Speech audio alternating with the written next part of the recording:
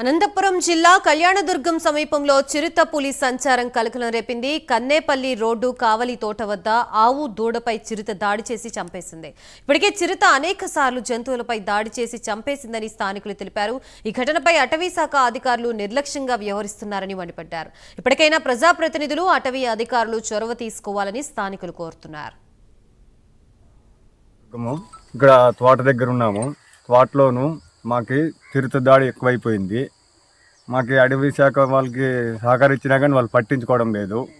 అందువలన మాకు నష్టపరిహారం ఎట్లా చేయాలని కోరుతున్నాము. కన్నేపల్లి రోడ్డు కావిలి తోట ఇక్కడ లోకలే sir. Nagenayak beat officer, Kalyandurg beat ఆఫీసర్ని. ఇక్కడ